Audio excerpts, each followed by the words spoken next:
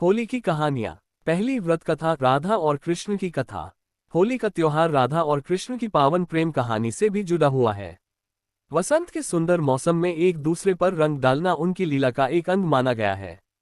मथुरा और वृंदावन की होली राधा और कृष्ण के इसी रंग में डूबी हुई होती है। बरसाने और नंदगांव की लठमार होली तो प्रसिद्ध है ही, देश विदेश में श्री कृष्ण के अन्य स्थलों पर भी होली की परंपरा है।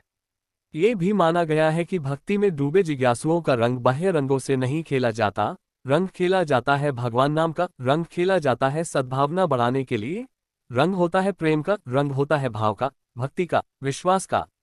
होली उत्सव पर होली जलाई जाती है अहंकार की, अहम की, वैर द्वेष की, ईर्ष्या मत्सर की, संशय की, और पाया जाता है विशुद्ध प्रेम अपने आराध्य का, पाई जाती है कृपा अपने ठाकुर की। दूसरी व्रत कथा, शिव जी, पार्वती जी और कामदेव की कथा। शिव और पार्वती से संबंधित एक कथा के अनुसार हिमालय पुत्री पार्वती चाहती थी कि उनका विवाह भगवान शिव से हो जाए, पर शिवजी अपनी तपस्या में लीन थे। कामदेव पार्वती की सहायता को आए। उन्होंने पुष्प बाण चलाया और भगवान शिव की तपस्या भंग हो गई। शिवजी को बड़ा क्रोध आया और उन्होंने अपनी तीसरी आंख खोल दी। उनके क्रोध की ज्वाला में कामदेव का शरीर भस्म हो गया। फिर शिवजी ने पार्वती को देखा। पार्वती की आराधना सफल हुई और शिवजी ने उन्हें अपनी पत्नी के रूप में स्वीकार कर लिया। इस कथा के आधार पर होली की आग में वासनात्मक आकर्षण को प्रतीकात्मक रूप से जलाकर सच्चे प्रेम की विजय का उत्सव मनाया जाता है। एक अन्य कथा के अनुसार कामदेव के भस्म हो जाने पर उनकी पत्नी रति ने विलाप किया और शंकर भगवान से कामदेव को जीवित करने की गुहार की।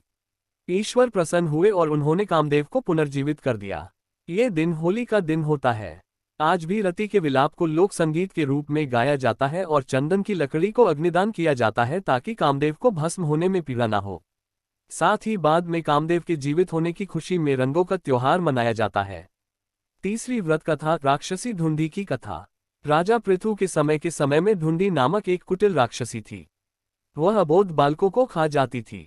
अनेक प्रकार के जप तप से उसने बहुत से देवताओं को प्रसन्न करके उसने वरदान प्राप्त कर लिया था कि उसे कोई भी देवता, मानव, अस्त्र या शस्त्र नहीं मार सकेगा, ना ही उस पर सर्दी, गर्मी और वर्षा का कोई असर होगा। इस वरदान के बाद उसका अत्याचार बढ़ गया क्योंकि उसको मारना असंभव था।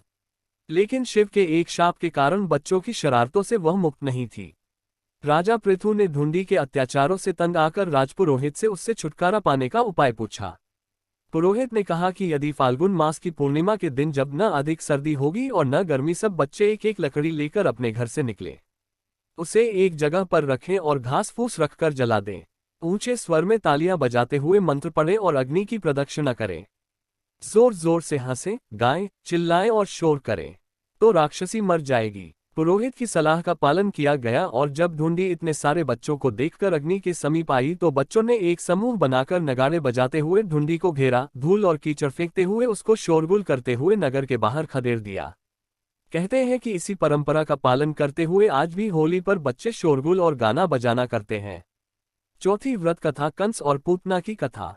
कंस ने मथुरा के राजा वसुदेव से उनका राज्य छीनकर अपने अधीन कर लिया, स्वयं शासक बनकर अत्याचार करने लगा। एक भविष्यवाणी द्वारा उसे पता चला कि वसुदेव और देवकी का 8वां पुत्र उसके विनाश का कारण होगा। ये जानकर कंस व्याकुल हो उठा और उसने वसुदेव तथा देवकी को कारागार में डाल दिया। कारागार में जन्म लेने वाले देवकी के 7 पुत्रों को कंस ने मौत के घाट उतार दिया। 8वें पुत्र के रूप में कृष्ण का जन्म हुआ और उनके प्रताप से कारागार के द्वार खुल गए।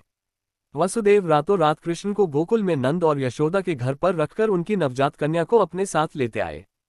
कंस ने जब इस कन्या को मारना चाहा तो वह अदृश्य हो गई और आकाशवाणी हुई कि कंस को मारने वाले तो गोकुल में जन्म ले चुका है। कंस ये सुनकर डर गया और उसने उस दिन गोकुल में जन्म लेने वाले हर शिशु की हत्या कर देने की योजना बनाई। इसके लिए उसने अपने अधीन काम करने वाली पूतना नामक राक्षसी का सहारा लिया। वह सुंदर रूप बना सकती थी और महिलाओं में आसानी से घुल मिल जाती थी। उसका कार्य स्तनपान के बहाने शिशुओं को विषपान कराना था। अनेक शिशु उसका शिकार हुए, लेकिन कृष्ण उसकी सच्चाई को समझ गए और उन्होंने पूतना का वध कर दिया। ये फाल्गुन पूर्णिमा का दिन था, अतः पूतना वध की खुशी में होली मनाई जाने लगी। पंचवीं व्रत कथा, प्रहलाद और होलिका की कथा। होली का त्योहार प्रहलाद और होलिका की कथा से भी जुड़ा हुआ है। विष्णु पुराण 5 की एक कथा के अनुसार प्रहलाद के पिता असुरराज हिरण्यकशिपु ने तपस्या कर देवताओं से यह वरदान प्राप्त कर लिया कि वह न तो पृथ्वी पर मरेगा, न आकाश में, न दिन में मरेगा, न रात में, न घर में मरेगा न बाहर, न अस्त्र से मरेगा न शस्त्र से, न मानव से मारेगा न पशु से। इस वरदान को प्राप्त करने के बाद वह स्वयं को अमर समझकर नास्तिक और निरंकुश हो गया। वह चाहता था कि उनका पुत्र भगवान नारायण की आराधना छोड़ दे, परंतु प्रहलाद इस बात के लिए तैयार नहीं था। हिरण्यकशिपु ने उसे बहुत सी प्राणांतक यातनाएं दी, लेकिन वह हर बार बच निकला। हिरण्यकश्यप की बहन होलिका को यह वरदान प्राप्त था कि वह आग में नहीं जलेगी। अतः उसने होलिका को आदेश दिया कि वह प्रहलाद को लेकर आग में प्रवेश कर जाए, जिससे प्रहलाद जलकर मर जाए। परंतु होलिका का ये वरदान उस समय समाप्त हो गया जब उसने भगवान भक्त प्रहलाद का वध करने का प्रयत्न किया। होलिका अग्नि में जल गई, परंतु नारायण की कृपा से प्रहलाद का बाल भी बांका नहीं हुआ। इस घटना की याद में लोग होलिका जलाते हैं और उसके अंत की खुशी में होली का पर्व मनाते हैं।